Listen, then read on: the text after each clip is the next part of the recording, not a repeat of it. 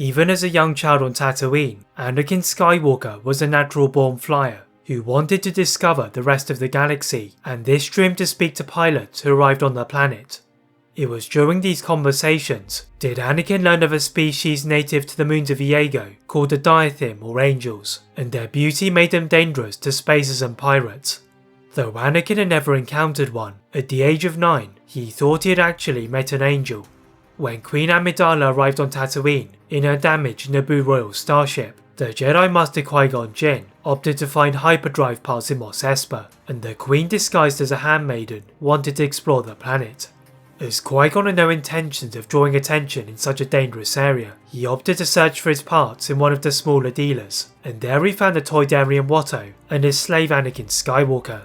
Anakin hardly noticed the Jedi Master as he was staring at Padme, and he struggled to find a comparison for her beauty.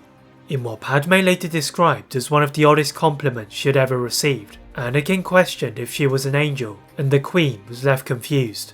During the Clone War, Anakin would help the Angel's moon of Millius Prime by destroying a Separatist laser field.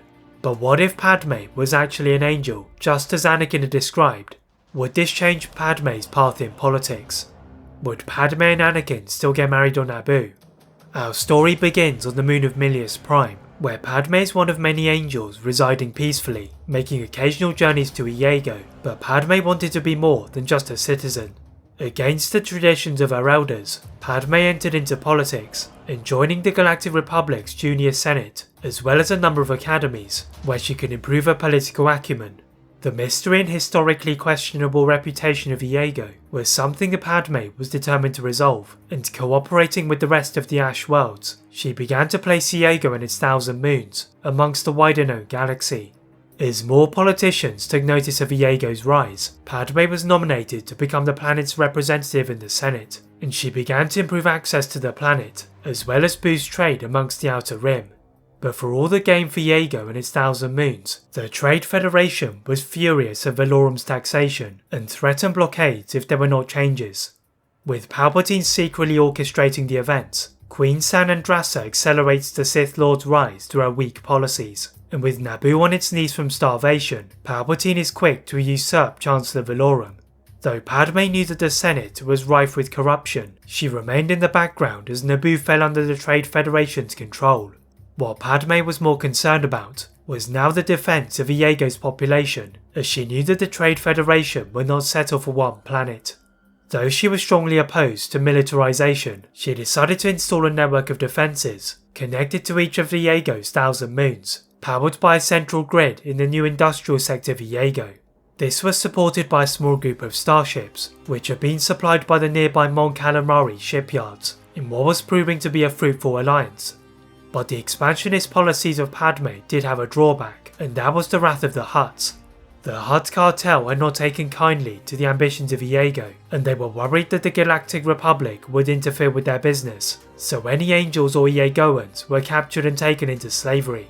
The outcry of those in the Iego system was matched by Padme, and when she asked the Jedi Order for assistance, her anger was increased, as they were unwilling to operate outside of the Republic's jurisdiction. The Senator decided to personally intervene, disregarding her growing ties with the Galactic Senate, and using the hypnotic allure of her angels, she starts by freeing the slaves on Nal Hutta. Guiding her angels through the Hutt's territory, she heard of a growing legend from the world of Tatooine, and when she arrived on the planet, her scouts guided her to the settlement of Mos Espa. In the workshop belonging to the Toydarian slave trader Watto, a young Anakin Skywalker was scurrying about the area, and he was excited about this particular day. Having travelled to Mos Eisley to collect a delivery for Watto, he heard rumours from the pilots that the Angels of Iego were making a visit, and wanted to see why they were so feared. When he returned to Mos Espa, the civilians started lining the sides of the streets, and Anakin joined Shmi under the watchful eye of Watto. As Padme led the Angels through the streets, one of her entourage pointed to Anakin, and Padme greeted the boy, who had been secretly making a stand against Jabba's tyranny. When Watto moved to stop this interaction, the Senator's guards blocked the Toydarian, and Padme offered to free Anakin and Shmi if they would return to Iego and work for the Senator. As Watto expressed his outrage at losing 2 key slaves, Angels appeared to rise from all directions and began to move into the slave quarters to release the enslaved Angels, as well as any other slaves. Having witnessed his other worlds being liberated in a similar manner, Jabba the Hutt refused to let the Angels escape unscathed and travelled to Mos Espa to personally deal with the threat. The Senator's spies had seen Jabba leaving the palace, and moving to intercept him, the Angels decided to combine their powers and hypnotise Jabba, so he ensured the freedom of the slaves. As the Angels now used the Activator Wands to disable the slave tracking devices, Anakin and Shmi boarded the Mon Calamari starship, watching the other Angels take over the planet. During their journey to Iego, Anakin was fascinated by the stars, with everything that he had heard from the pilots being far better in reality, but now he was free, he became determined to make the galaxy a better place. Once the Senator and the delegation had freed the slaves and returned to Iego, they discovered just why Anakin had been successful on Tatooine, as their routine medical tests had shown a previously unmatched midichlorian count.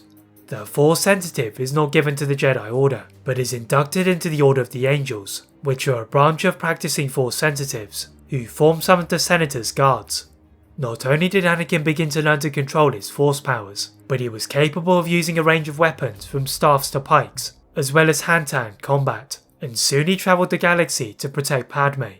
The Elders of the Angels were concerned about Anakin's powers, as it would soon be sensed by the Jedi, and they avoided any missions surrounding Jedi temples. This also stopped Anakin from being corrupted from Palpatine, otherwise known as Darth Sidious, who himself was faced with a number of problems. Having ascended to the title of Supreme Chancellor as he wanted, the Sith Lord had already eliminated Darth Plagueis from his plans, but he was faced with what to do with Maul. The Zabrak had revealed himself to the galaxy when he had repelled Naboo's small group of dissidents, but now he debated if this had been necessary or just reckless. The former Jedi Master Dooku had previously approached him and expressed his disgust at the static Jedi Order and the corrupt Republic, so deciding to use the political skills of Dooku, Maul was instead left to control the Confederacy's new army. The activity of the Sith was unknown to most of the Jedi, who were blindly following the Senate's orders, but one Jedi who was not easily fooled was Qui-Gon Jinn. The Jedi had seen his master step away from the Order, and though tempted to follow him to Sereno, he could not stop thinking about the prophecy. Qui-Gon sensed the will of the Force was guiding him away from Coruscant and requesting to temporarily leave the Order. The Council were concerned that they would have another lost master. Qui-Gon decided to return to the Wellspring of Life, and completing his training under the Force Priestesses, he learned how he could retain consciousness after death. When he left the planet, Qui-Gon decided to return to the world of Kashyyyk and visit his friend Brennon, and soon the former Jedi sensed something in the Force. As it happened, Senator Yorua had returned to Kashyyyk in preparations for Life Day, and with him were a group of senators from other worlds. As Qui-Gon joined the network of Roshir trees, the presence in the Force grew stronger, and he focused on one of the guards in the Senator of Iego's protection. Jumping down to the same level as Padme, one of the other Angels spotted Qui-Gon, but the former Jedi Master told them that he left the Jedi Order. As he examined the Force-sensitive guard known as Anakin, he felt the power radiating off of him, and he knew in that moment that he had found a virgin in the Force, and the subject of the prophecy of the Chosen One. With one of the Angels being a former Jedi Padawan herself, she knew of Qui-Gon's differences with the other Jedi, and thought Qui-Gon could help Anakin further his training. The former Jedi knew that Anakin would have been too old to be trained at the temple, but with Obi-Wan ready to be a knight, he felt no guilt in accepting the Angel's offer, and he was now part of the Order of the Angels. The Maverick Jedi was a massive help in teaching Anakin balance, and with Padme's guard increasing in numbers, Anakin is allowed to leave the planet for further training. Though Anakin had an understanding of politics from Padme, he had yet to encounter many threatening situations, but this would soon change through the formation of the Separatist droid army.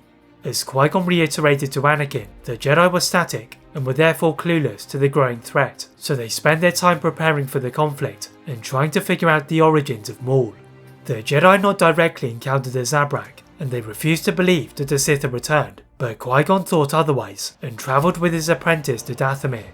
After being taken to the Night Sisters' village, Talzin greets the two Force users and informs them that Maul was her son, and he had been taken away from her by a man named Darth Sidious. Qui-Gon now knew the identity of a master and an apprentice, but as he left the planet, he felt as if the web spun by the Sith was far more incisive, and he continued his quest to search for answers. Though he had previously dismissed the probability of the journey, Qui-Gon decided now was the time to go to Sereno and find his old master. Travelling without Anakin, the former Jedi had maintained contact with Dooku until the last few years, and he intended to find out why. Arriving at the footsteps of Dooku's castle, the Count and his old apprentice bow to each other, and beckoning him inside, Dooku hoped this was the start of a great alliance,